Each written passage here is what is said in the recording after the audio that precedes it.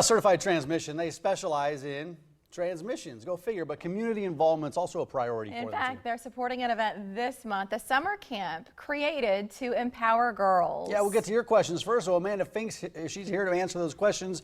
And Sherry Dickmeyer, the founder of FITGirl, is here as well. Thanks Hi, for stopping by this morning. Amanda. Sherry, good to see you. Sherry, we're going to get you in a second, Sherry, but I want to get to some questions for Amanda here. We've got a first question that comes in. Joe writes this one. He says, I've been hearing a random grinding noise in the front end of my 1997 Dodge Ram. I have heard it while accelerating or letting off the gas. I've also heard it while stopping at a stoplight. What could it be?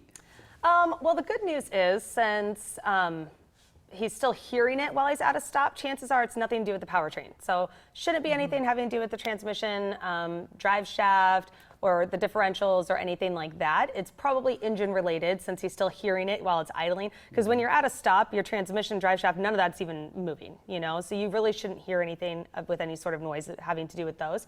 Probably engine related, most likely probably a belt or an idler pulley, something like that, if it's changing like with the drive speed as the engine's accelerating or decelerating.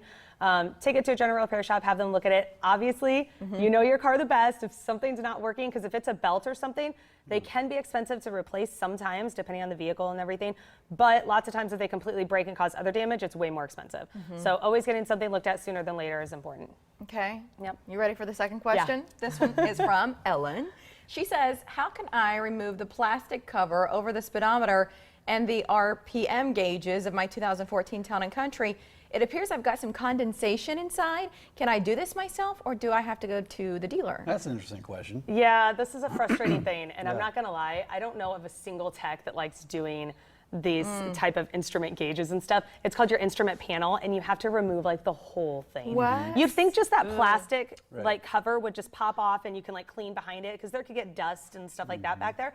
But no, it's not that simple. You've got to like remove all this stuff, and there's wiring and everything. So the no to the question of can I do it myself? I wouldn't recommend it. I mean, just because if you mess up something with the wiring again, then you might be causing yourself like a lot more headache than you would want to. You don't have to go to a dealer. Any general repair place could do something like this. They could always call one of our shops if you don't have a place that you go to all the time or some place that you don't really like. You can always call us. We've got lots of good relationships in Omaha where we could like refer them to someone good that's going to be, you know, a good tech, good price, take good care of them. These car companies should look at that and try to make it, make it easy. Oh, come Why on. do you need No, to? You got Google now. Just Google it. Let's get to this last question, because we want to talk to Sherry here in a second. The last question comes from Mike. He says, I was driving in the mountains. Nope. No, a different Mike.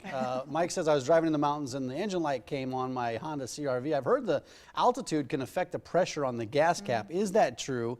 The light is off now that we're back in Nebraska. All right, this is kind of a two-question thing. I'll try and cover it quickly. But when your check engine light comes on, the reason that comes on is because of a DTC, which is a diagnostic trouble code. So those codes that are stored in the vehicle's computer give us an idea as to what it recognized that's going wrong. So even though the light is off now, the computer can still store those codes so we can kind of see what's going on.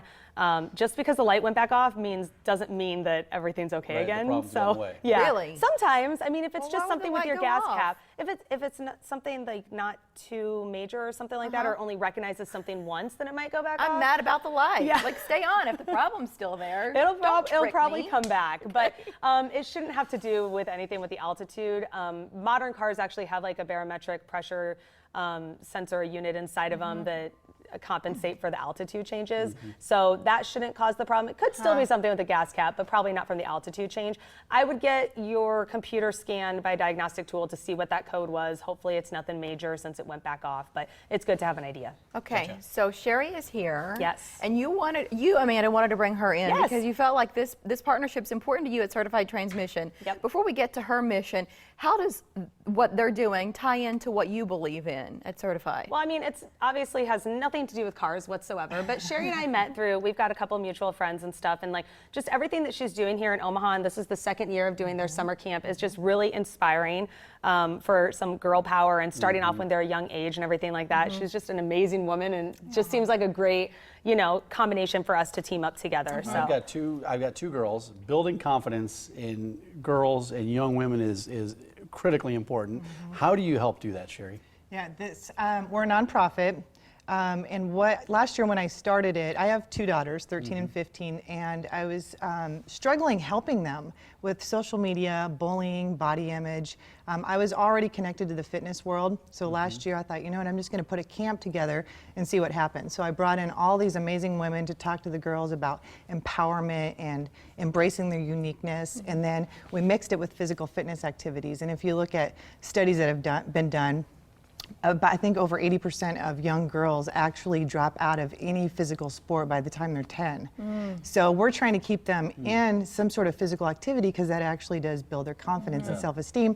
But we show them that it doesn't have to be a select sport. They don't have to be great at volleyball or softball. There's paddleboarding and kayaking and yoga and all these amazing things that they can do just to stay physically active. And some of the best relationships come out of those activities where you're meeting other girls. And Absolutely. Is there still room available in the camp, or is it There's closed not. for now? The only reason we had to close it is because we had to pre-order But I'll tell you, you've t-shirts, got bags, all that. activities. If you look at the Fit Girl on Facebook or online, you'll see they have outings of all kinds throughout the year if Yep. you want to get your girls Absolutely. involved in anything that's happening through Fit Girl. And then we'll send our viewers to your website to find you. If you have any transmission issues at all, certifiedtransmission.com. Yeah, fantastic. Sherry, thanks for coming in this morning. Thank for having you. me. Thank you, Amanda, Amanda. thanks